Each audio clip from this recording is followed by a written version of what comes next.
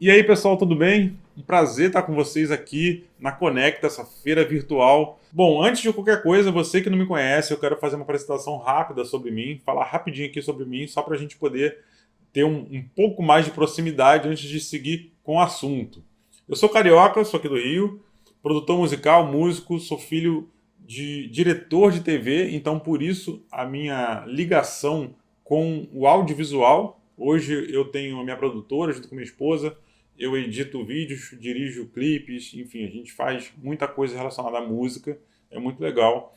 E uma curiosidade, meu pai foi o fundador do Video Show, uma coisa que eu tenho muita honra em falar, meu pai já faleceu há muito tempo, mas é um programa que eu pude ainda participar, mesmo que muito novo, então eu tive contato muito cedo com o formato mais artístico do programa, que tinha muita coisa de música. Eu vi de perto muitas situações de artistas dentro de estúdio e por isso eu cresci com essa visão sempre dessa área, da importância do músico inserido dentro da produção, né? Justamente por ter crescido nesse meio, mesmo depois de meu pai ter falecido, eu segui com os contatos que tinha ali, minha mãe também e meu tio me incentivaram bastante. E eu quero dividir com vocês um pouco dessa experiência, né? Isso que eu fui adquirindo com o tempo e com os artistas que eu trabalhei, que vocês podem conferir no meu site, na minha biografia, discografia, enfim. Mas vamos primeiro aqui para o papo, no final eu divulgo minhas redes sociais e aí depois a gente pode se conhecer melhor e falar melhor, enfim, se encontrar, quem sabe por aí nas feiras presenciais, logo mais aí no próximo ano. Mas vamos lá. Bom, a primeira coisa que a gente tem que deixar bem claro é que não basta apenas ter um instrumento muito bom. Eu falo isso sempre em todo material que eu gravo, em todo workshop. Não adianta ter apenas um instrumento muito bom. Mas vamos focar aqui em bateria, já que é o assunto, claro. Não adianta você chegar a comprar uma bateria caríssima e esperar que o instrumento faça o serviço por você. Isso é clichê falar. Isso serve para guitarra, baixo, enfim. Então não é só o instrumento, é o conjunto da obra, como dizem, né? Você tem que fazer a sua parte e não exigir só do instrumento, mas também um instrumento bom, é óbvio, que faz uma boa parte do trabalho. Se você juntar um monte de lata ou uma bateria de má qualidade, que não tem um bom nível sonoro, sustain, timbre, profundidade, vai ser difícil realmente de você fazer um trabalho profissional. Mas isso não quer dizer que você possa se divertir em casa. Então a coisa tem que ser muito bem balanceada aí. Depende do seu objetivo, né? Então, profissionalmente, para você gravar em estúdio, fazer gravações profissionais com timbre muito bom, é claro que o produtor, o artista, vai esperar que você chegue lá com um kit de pratos muito bom, baquetas inteiras, né? Sem estar lascada, como dizem, né? Esfiapada ali, porque baqueta quebrada ou trincada ou com a ponta, prestem bem atenção na ponta das baquetas.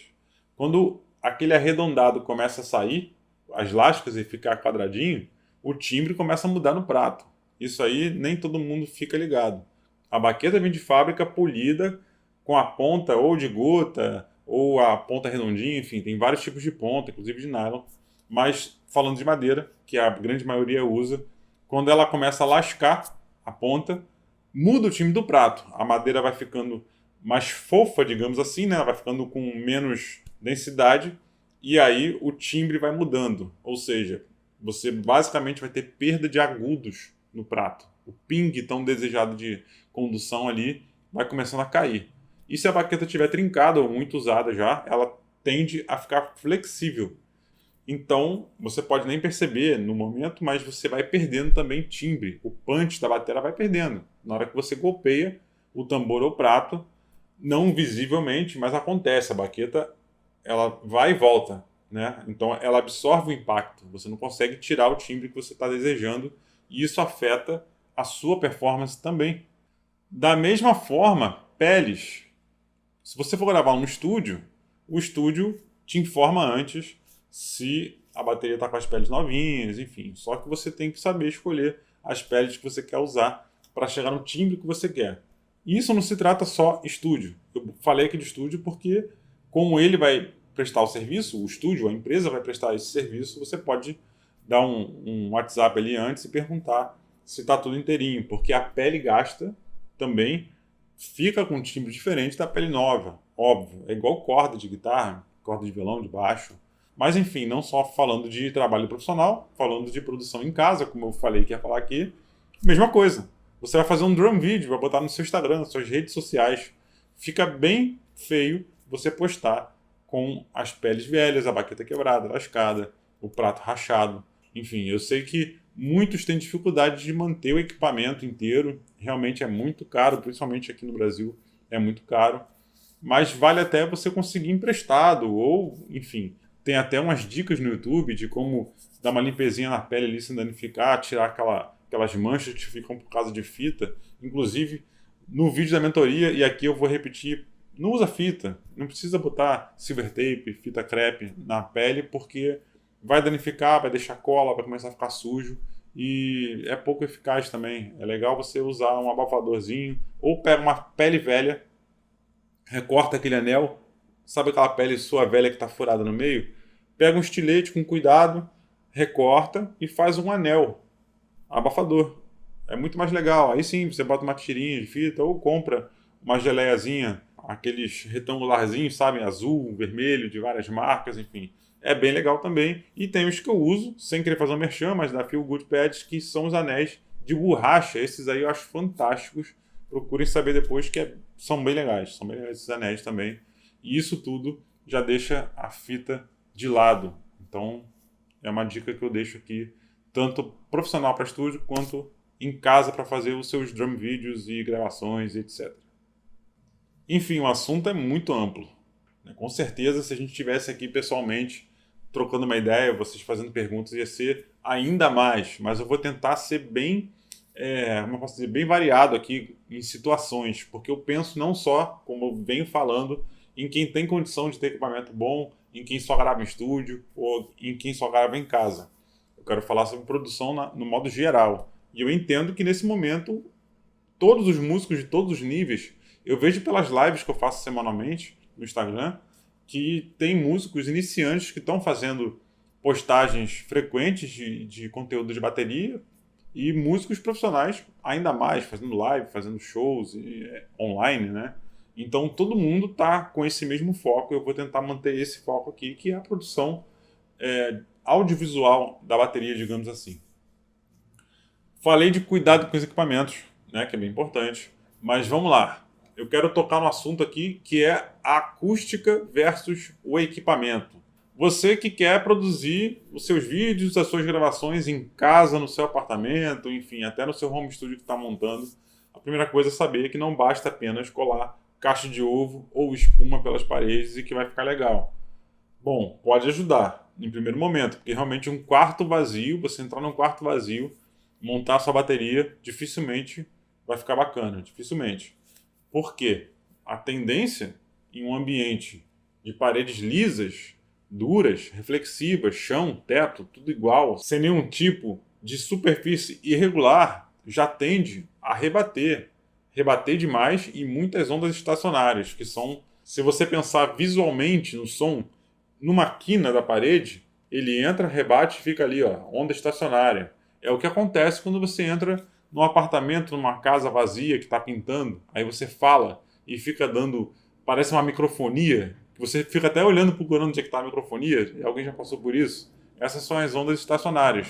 Isso acontece com a gente falando, imagina com a bateria, som de caixa, né? Então, realmente tem que tratar o ambiente. Só que tratamento é diferente de isolamento acústico. É uma coisa que é muito importante, muita gente confunde uma coisa com a outra, mas o isolamento acústico vai impedir que o seu vizinho se incomode, que você se incomode com o som da moto que está passando aqui, por exemplo. Eu estou num apartamento que não tem isolamento, não estou no estúdio, então tudo que passa na rua me incomoda. Eu preciso de isolamento acústico.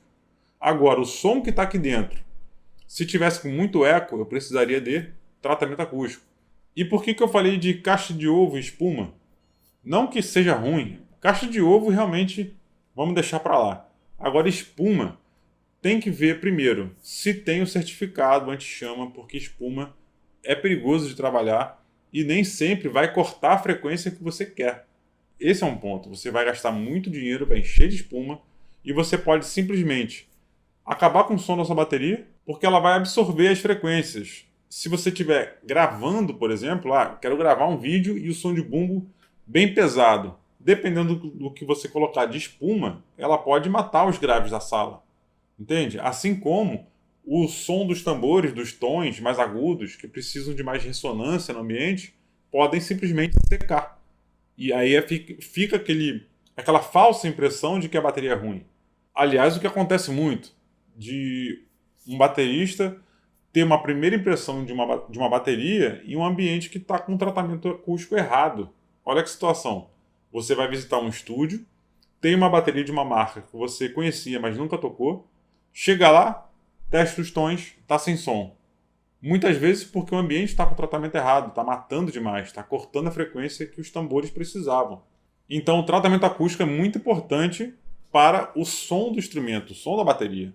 Bom, vamos lá, depois desse panorama nesses assuntos que, se deixar, a gente vai ficar horas aqui falando sobre, né? Eu só dei umas pílulas, como chamam, né, sobre eles.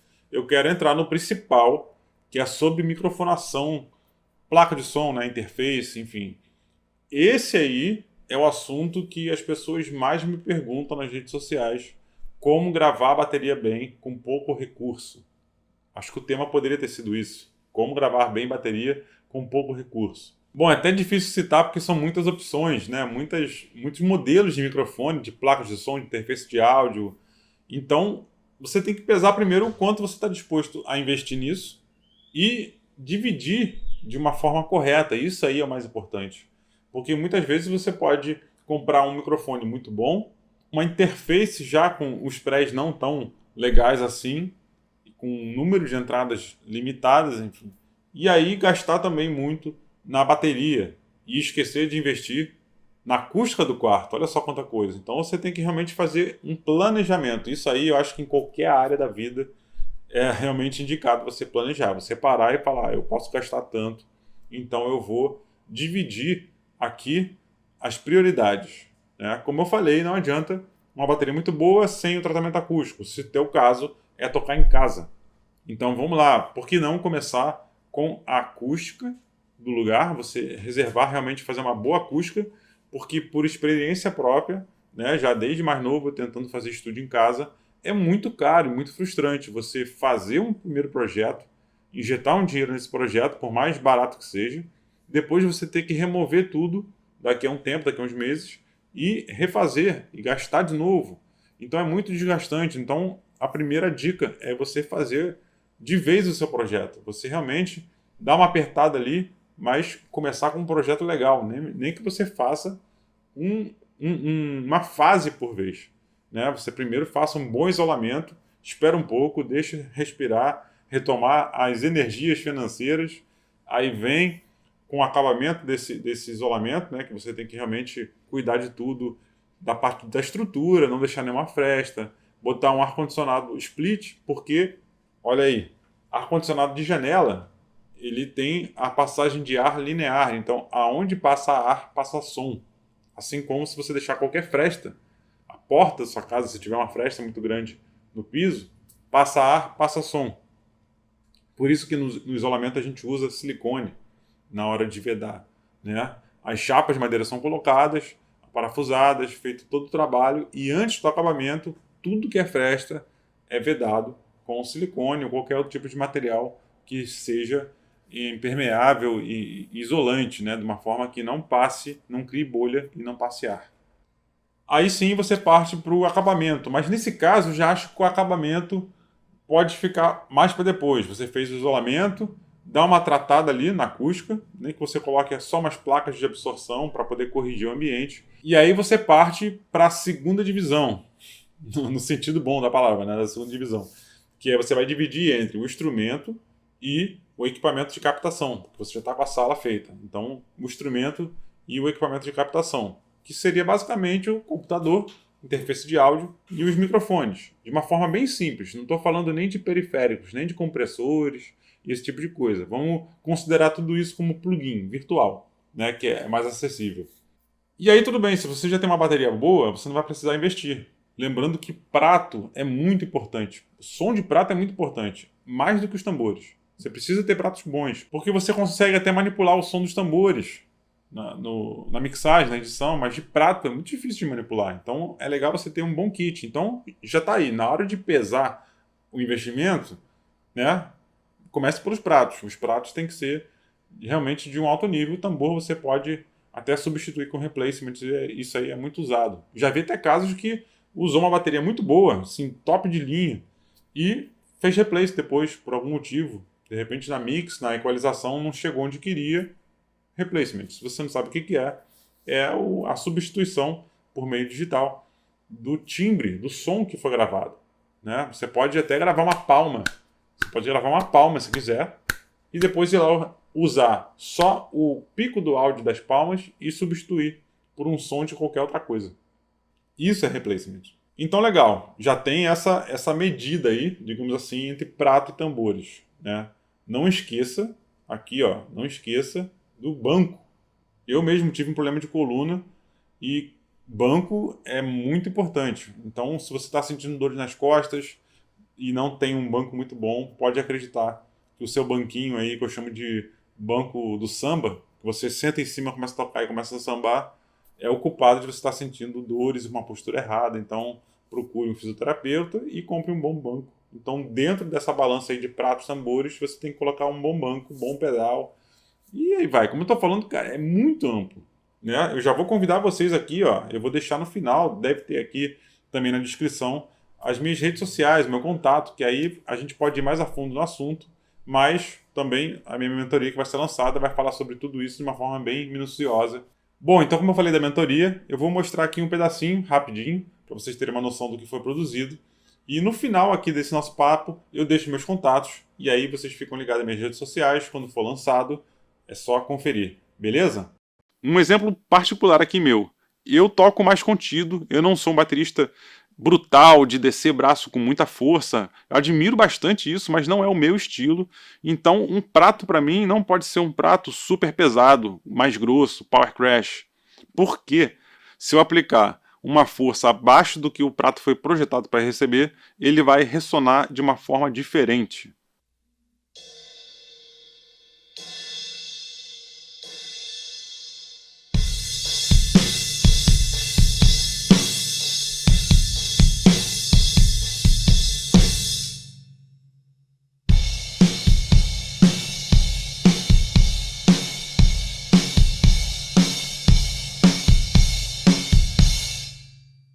E aí, curtiram? Esse foi um trechinho rápido, só para vocês terem um gostinho do que vai ser lançado. Então eu vou voltar aqui para captação, computador, placa, microfone, que realmente o computador precisa ser um bom computador, porque não dá para gravar com um computador com um processador fraco, pouca memória, porque vai engasgar, vai dar latência, ou seja, você vai tocar, o som vai vir depois, esse tipo de coisa que incomoda. E aí eu digo o seguinte, nesse caso, o microfone, pelo menos minha opinião, tá, particular, microfone é o de menos. Tá, o microfone para mim é o de menos nesse caso. Você tem que ter uma boa máquina, porque assim como acústica, você investir 2 vezes numa máquina, num PC, num notebook, enfim, é muito mais caro e mais frustrante. Mas realmente mais caro. Você vai comprar, o valor de revenda é muito baixo, e aí você vai ter que comprar depois um outro melhor. Vai investir 2 vezes, então já se prepara e compra uma boa máquina de uma vez. Tá? E deixa o microfone para depois. Máquina, interface de áudio, microfone. Por que eu estou falando isso? Porque o processamento do computador é importante. A interface de áudio, mesma coisa. É legal você já ter uma interface de áudio aí de pelo menos 4 inputs, porque bateria realmente, se você não tem muita experiência como engenheiro de gravação, técnico de gravação, se você não tem experiência, não tem muita estrada com isso, dificilmente você vai conseguir tirar um som gratificante com 2 canais. Né? Tem que ter realmente, como eu posso dizer, tem que ter uma visão ali auditiva de onde posicionar. Com muita pesquisa talvez você consiga, óbvio, não estou generalizando, mas é muito mais fácil com 4, porque aí você bota bumbo.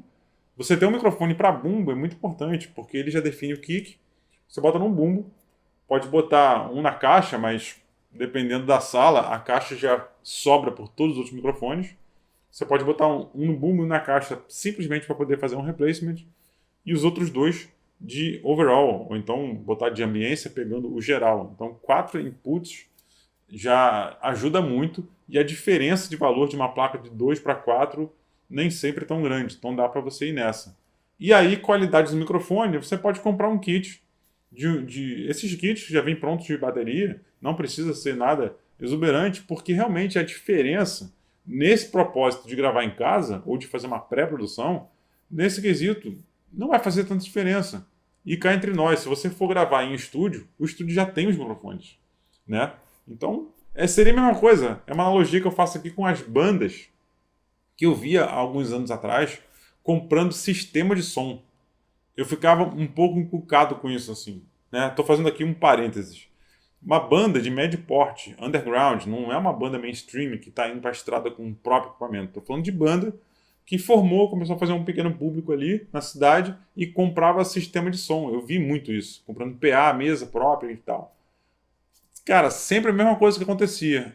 Investiu pesado no som, e nem um som tão assim, porque equipamento de som é muito caro. Então, botou ali, vamos falar assim, botou 50 mil reais de som, e aí na hora de ir para tocar nos lugares, o lugar já tem o PA. E dificilmente o dono da casa deixava tirar o sistema dele e ligar o seu. Então, é um investimento que, né, a gente não pode considerar tão assim.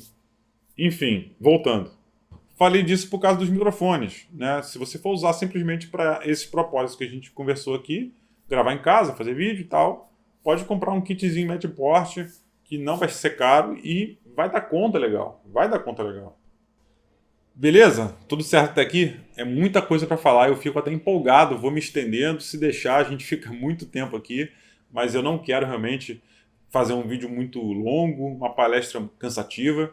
Eu quero deixar realmente possibilidades para vocês pensarem de como fazer, né, como realizar o projeto de musical de vocês, né, de bateria. E por fim, uma dica aqui que muitos já perguntaram, já fiz vários vídeos sobre isso, tem muita coisa na internet sobre isso, mas eu vou falar aqui, que é a bateria eletrônica, né, o famoso pad. Já tem muito tempo que os bateras estão mesclando pads eletrônicos na bateria acústica. Isso está cada vez mais comum em várias áreas, pela praticidade. Ou seja, você vê bateristas que tinham baterias enormes, cheias de percussão misturadas, reduzindo o kit, passando a usar pads, porque realmente num desse aqui você consegue ter 3 timbres, né? Você consegue botar um som de uma coisa aqui no meio, uma na borda e uma na outra. Então a possibilidade vai aumentando. E também a possibilidade de você ter um kit todo eletrônico de tambores e os pratos reais. Então, olha aí, é muita coisa. Tem vários álbuns que foram gravados, principalmente de forró. Eu já vi muito making off, o batera tocando numa bateria eletrônica e os pratos de verdade, só para poder soar realmente mais realista, né? Enfim, então essa é uma possibilidade também para você que não pode e não quer, de repente, investir numa acústica. Porque é uma obra, vou te falar, se você mora de aluguel, por exemplo, já é uma dor de cabeça, porque vai ter que entregar o imóvel do jeito que estava, pintadinho, e fazer acústica numa sala, vou te falar que realmente dá uma dor de cabeça, porque fura a parede, muitas vezes usa cola, e essa cola é difícil de remover. Então, fora que a parede fica abafada pela segunda parede acústica, muitas vezes pode gerar algum tipo de mofo, né, infiltração, pela umidade do bairro que você mora. Tem muitos bairros que são úmidos por causa de proximidade de lagoa, de praia, enfim. Então tem que pesar isso tudo. Uma solução para você, por fim, é investir numa bateria eletrônica usando os pratos dela ou pratos reais, né? Se você for usar pratos reais, vai ter que fazer um certo tratamento acústico para não ficar sobrando demais. Mas vamos lá, falando de bateria eletrônica, primeiro ponto importante é saber que não é só o pad que faz a sensibilidade da bateria. Isso aí é outra coisa que eu vejo muito. Bateristas se desfazendo de uma bateria X, comprando uma bateria mais avançada por causa da sensibilidade. Só que aí quer usar os timbres do computador. Então vamos lá, para poder entender isso tudo, como é que funciona. Então, o sensor que está aqui dentro desse pad legal aqui, ó, esse pad é bonito, é robusto, tem uma cara mais baterística, né? A borda é revestida de borracha com rinshot, ele tem 2 zonas, enfim. A pele dele é aquela pele muda, né? Não tem som, mas a sensibilidade é de bateria. Porém, o trigger que está aqui, ó, o sensor que está aqui dentro, é o mesmo que está naquele seu padzinho fininho de borracha. É o mesmo sensor. É um piezo lá que recebe impacto, né? É uma chapinha que recebe impacto e transforma isso em sinal, que vai para o módulo da bateria. Então o que acontece? Se é o mesmo sensor, como é que uma bateria tem um som mais limitado do que a outra? A resposta é simples. Por causa do módulo. O módulo é que tem a quantidade de amostras de som. Né? Como é que isso funciona? Primeiro pelo bit o bitrate da amostra que foi gravada, porque muitas vezes o processador do módulo não aguenta, não suporta uma taxa muito grande. Então, não adianta gravar um som em estúdio que ele vai ter que ser reduzido até ficar com aquele sonzinho de bateria de teclado antigo. Né? Então, esse é o primeiro ponto. É a taxa de amostragem do sample do módulo, por causa do processamento dele e armazenamento. E outro é pela quantidade de amostras. Como é que isso funciona? Vamos lá. Um módulo mais limitado, vamos supor que ele tenha 4 a 8 amostras. Se bem que 8 já é bastante, já é legal. 8 já faz um legal. Vamos falar 4. Ou seja, a caixa fraca, média, forte. Né? Tá. O que já é legal. Eu já vi módulos que nem tem 2. E tem uns que tem 1. Que é só o pá. Você tenta fazer ali algum rudimento e não sai. Sai tudo com som de plástico. Então, de novo, não é culpa do pad. É culpa do módulo. Então, se você tem um processador legal no módulo, uma quantidade de samples maior, que aí você consegue fazer o leque gradativo. Você consegue vir lá do Ghost Note até o Rimshot. Aí é que tá legal, porque o processador faz de uma forma que no mesmo trigger, só pela intensidade da batida, você consegue ir mudando de sample, entendeu? É a diferença entre volume e dinâmica. Então, é isso que acontece entre as baterias eletrônicas. Você pode muito bem pegar um pad, assim como você já deve ter visto pessoas batendo no próprio corpo, saindo um baita som de bateria. O próprio Eloy Casagrande, que apareceu no Faustão, tocando numa bateria pequenininha, mini bateria, que era toda com sensores, triggers, indo para o módulo. E detalhe, se você ainda pegar esse módulo, ele tiver uma saída MIDI ou USB, você faz um jump para o seu computador, que se for bom, processador rápido, memória, você coloca lá um software de bateria com muito mais amostras, né, com muito mais variações e timbres fantásticos de baterias renomadas, gravadas em estúdios renomados. E aí, como dizem, o céu é o limite ou não. Gente, então é isso. Para você que não me conhecia ainda, me siga lá no Instagram, nas redes sociais, acessa meu site, está aqui na tela. Lá tem bastante coisa, dá para você conhecer a discografia, né, os álbuns que eu participei como produtor, como músico, e ler biografia, conhecer minhas bandas, enfim. E claro, lá no Instagram ou no Facebook você pode me chamar no inbox, no direct, e a gente troca uma ideia mais a fundo, eu tiro dúvidas. Obrigado pela participação. Valeu, galera, e a gente se vê por aí na estrada da música. Boa sorte para vocês.